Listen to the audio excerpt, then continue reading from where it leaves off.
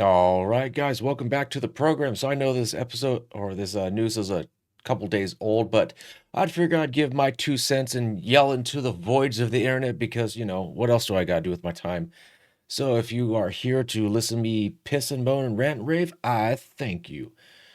So this is about, Netflix obviously buying Warner Brothers for a measly pocket change of $82.7 billion dollars with a B as Hollywood grapples from the fallout of the astonishing mega deal with Warner Bros., Netflix wants its subscribers to know that everything will be okay. The streaming giant sent an email to the subscribers earlier Saturday morning. Welcome to Warner Bros. To Netflix. The email explained the deal in simple terms, appropriate for a consumer facing communication that linked to a fax with details of the transaction, but nothing was clear. Overarching themes to the message nothing will change, at least for a while. And the thing says, the headline is nothing changing today. Today. And we know damn well that this is going to be, they're going to merge everything all into one, make it much how like Disney Plus and Hulu is separate. And now I believe I haven't had Disney Plus for a while, but I believe it's all in one. The article goes on. Nothing is changing today. Both streaming services will continue to operate separately. The email stated, "We have more steps to complete before the deal is closed, including regulatory and shareholder approval. You'll hear from us when we have more to share." And this is what. So I started looking this up. This is just projections because, after all, everything on the internet is true and correct and the gospel.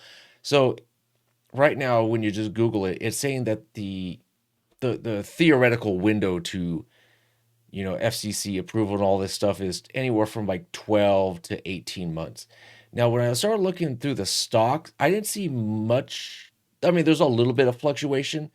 I've not financial advice, not financial advice. Do your own homework. Cover my butt.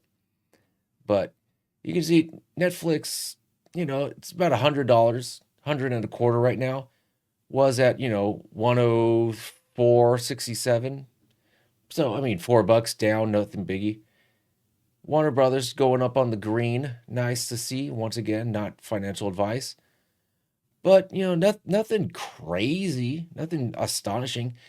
Now, you're probably thinking, now I just canceled Netflix probably about 2 weeks ago because I spend more time scrolling on Netflix than actually like watching Netflix. And I always like to buy something for the late night dinner, get some cheap Chinese food or some cheap Mexican food. I can stuff my face and watch dumb entertainment. But then I start scrolling, and next thing you know, my food's getting cold. I spend more time scrolling than I do watching. So look at this for Netflix. The standard, just standard, no ads. Um, 18 bucks a month. Eight, and that I think that's what I was paying. I was paying 17 or 18 bucks a month, and it's like for what? Like Stranger Things, season 4 to season 5 was what, couple years, and granted they have their good things like the Queen's Gambit and every once in a while, but it's like how much slop, how much utter crap do they just have? And it's like I have no use for this. And then HBO Max, their standard, I guess, for no ads, 18.49 a month. I mean, you're looking at what, 36, $37 just a month just for two streaming services. After I watched White Lotus, which I did like, I really did like it, there was nothing there to keep me there. I mean, they had Batman the Animated Series, but I had that on DVD.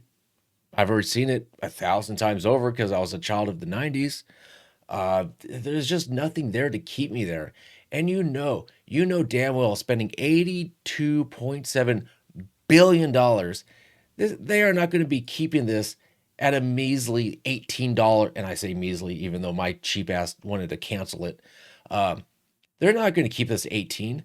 They're obviously going to go to, 24 with ads, 30 no ads. It's just like how much money do you think the average person has to spend on just entertainment? If anything, this is going to push people to free streaming services like Tubi TV, Pluto TV, or maybe they decide to sail the high seas. Let's see. And then James Cameron, he has his thoughts about it. He calls it a disaster and for the future of cinema and the theatrical release. And he's right. I mean, Netflix has made the declaration, temporarily at least, that, oh, no, no, no, we still plan on doing the theatrical release, the theatrical experience. Okay, but what if you change that window? Well, you know what? You want to see that new Batman movie? Well, it'll be in theaters for 2 weeks, but then it'll be on Netflix for $30 a month. Or how many things are just going to be like, oh, do you want to watch the latest Super Friends? Well, it's going to be on Netflix, a Netflix exclusive, exclusive, exclusive. And you know what?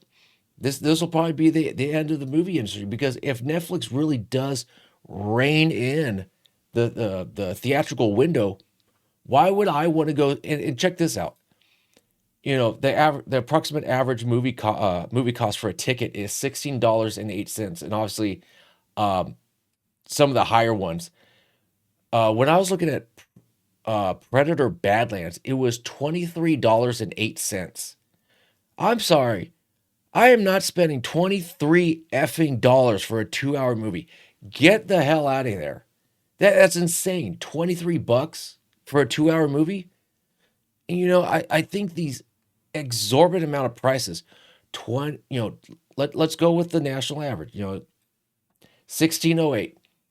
1608, and it's like, oh, I saw that movie and it was crap. Or, hey, I already got a Netflix subscription. I'll just wait 2 or 3 weeks and it'll be on Netflix, and I'll save myself a couple bucks because I've already paid for Netflix, so it's not going to cost me anything extra. When they bump up Netflix to 35, 40, $45 for ultimate premium 4K Ultra HD nonsense that you're not even notice because you're watching on your fucking phone. But I think this is really going to be interesting to see how, because was it Amazon already owns MGM?